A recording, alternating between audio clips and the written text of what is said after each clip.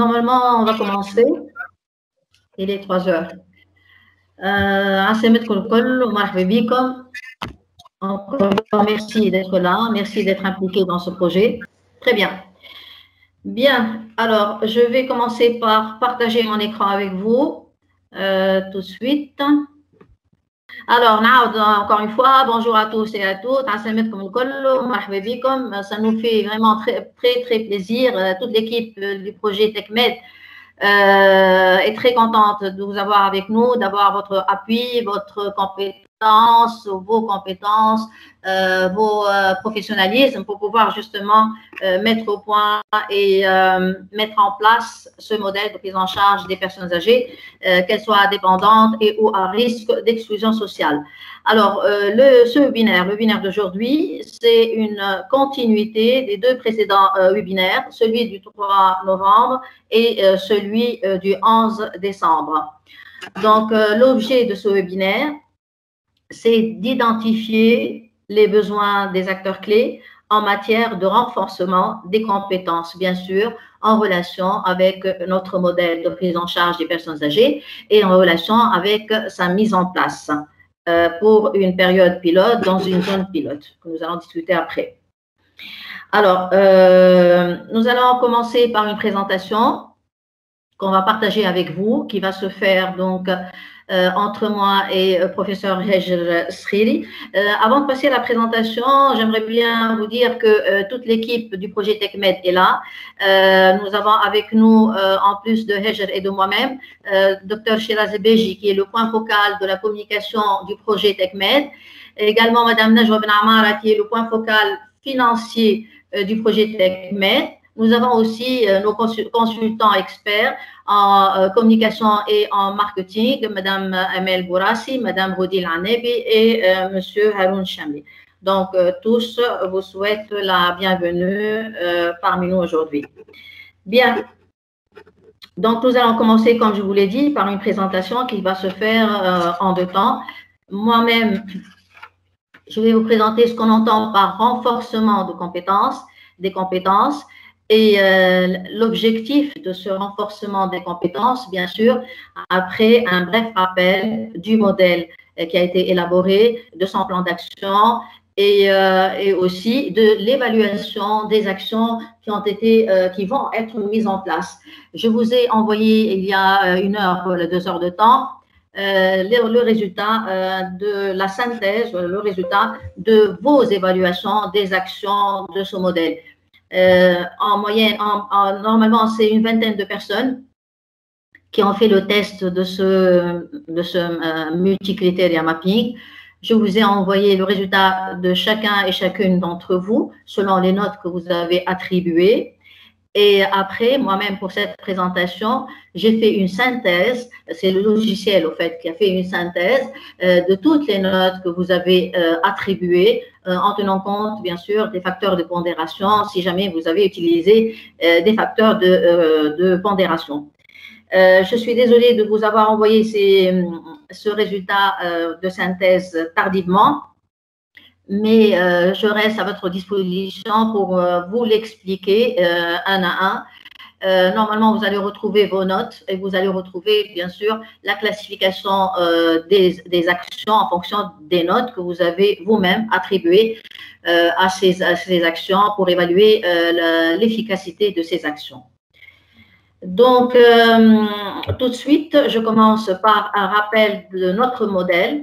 Vous voyez devant vous le cadre conceptuel théorique du modèle TechMed, comme vous l'avez vu sur les papiers et le long des 2 webinaires que nous avons eus ensemble.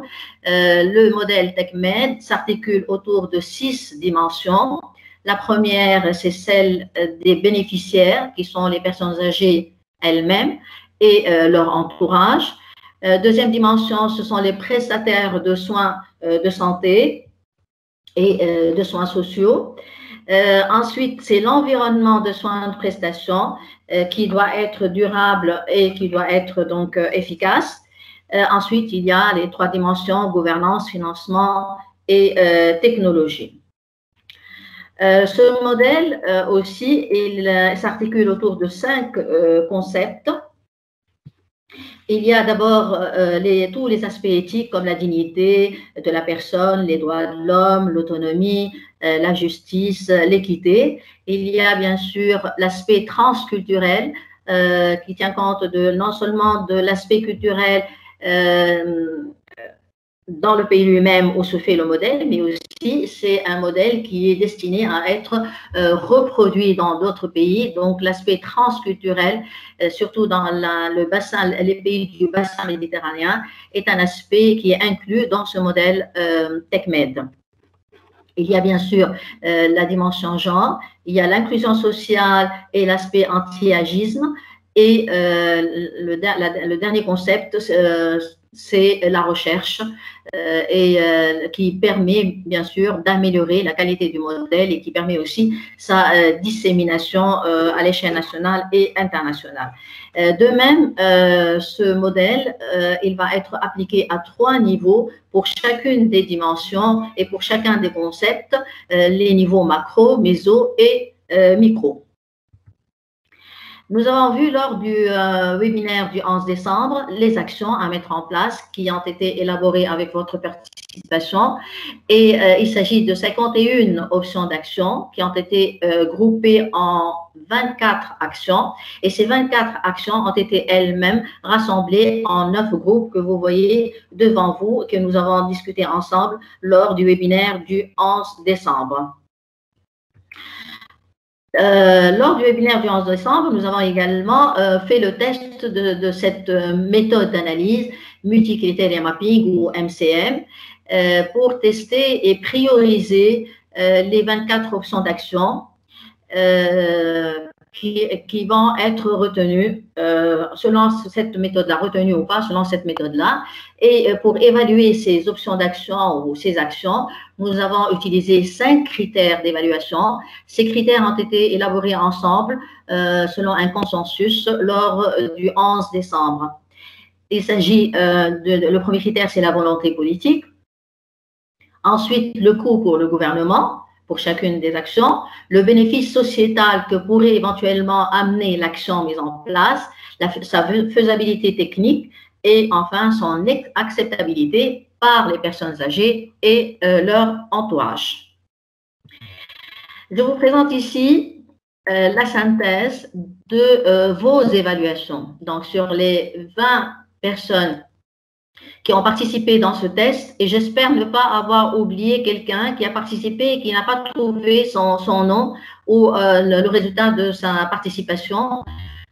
Si jamais il y a quelqu'un qui ne trouve pas son nom, qui a fait le test, qui ne trouve pas son nom, qu'il me le dise et je peux bien sûr faire le calcul de cette personne-là et refaire la synthèse globale, bien sûr.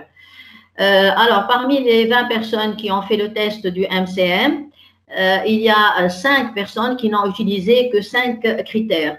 Les 15 autres ont utilisé les 5 critères qui ont été sélectionnés lors du webinaire du 11 décembre. Alors, un petit commentaire à propos de cette classification. La première remarque, c'est qu'il n'y a pas eu d'action qui a été rejetée. Toutes les actions ont été retenues et toutes les actions ont eu des notes, qu'elles soient dans le scénario pessimiste ou dans le scénario optimiste, des notes supérieures à 5. Donc, des notes qui sont supérieures à la moyenne. Vous avez des barres. Donc, sur la figure, vous avez des barres. Les barres reflètent l'incertitude, c'est-à-dire chaque participant, il va juger pour chacune des actions l'efficacité de l'action, selon le contexte de son utilisation et son application et la manière aussi de sa mise en œuvre, c'est-à-dire donc le degré d'incertitude. Plus la barre est large, plus l'incertitude est grande. Alors, on remarque que l'action audit de la gestion de l'aide financière, c'est l'action la première en haut qui a reçu la meilleure note. Donc, c'est celle qui a reçu donc, la meilleure note. C'est une note entre 8 et 9. Donc, tout le monde juge qu'il faut qu'il y ait un audit de gestion administrative et financière pour ce modèle-là. Donc, c'est une action qui a été retenue. j'ai mis en vert les actions qui sont, disons, relativement les moins bien classées. La première, concerne les échanges d'informations entre le milieu public, le milieu privé et le milieu public, bien sûr en matière de prise en charge sanitaire et sociale pour les personnes âgées. Donc, et là je pense que les participants ont jugé que c'est une action un peu difficile à mettre en place en matière d'échange d'informations entre public et privé.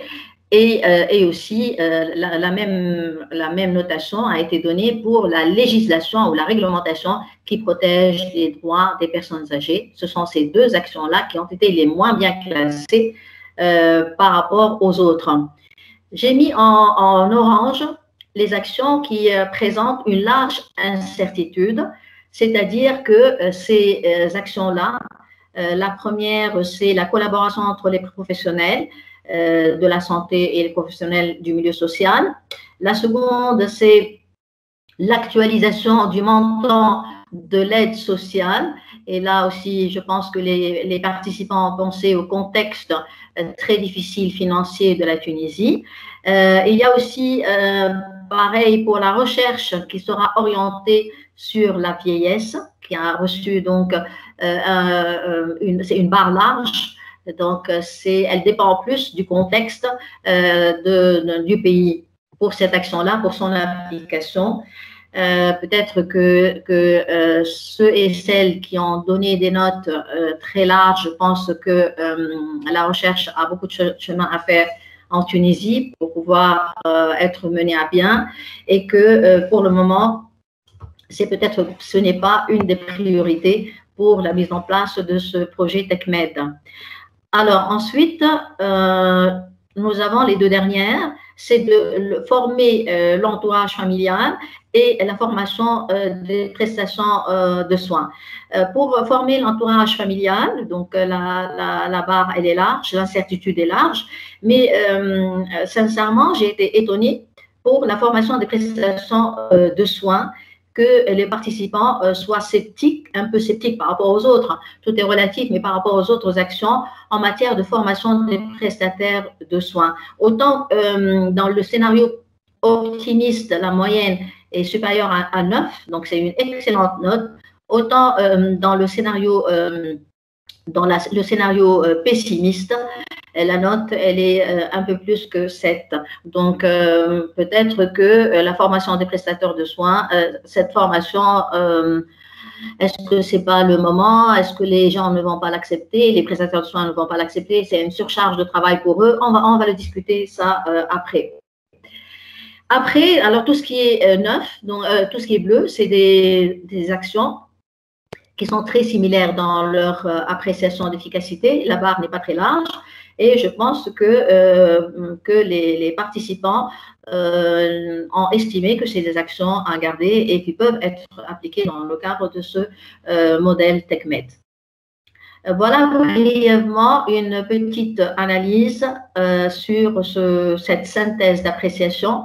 Je vais vous envoyer, bien sûr, rédiger toutes ces appréciations avec, bien sûr, les notes, les moyennes et la signification de chacune des notes. Vous allez recevoir ce rapport bientôt, dans les jours qui viennent. Et on peut, bien sûr, je veux avoir votre feedback par rapport à votre propre appréciation et aussi par rapport à la synthèse. Vous pouvez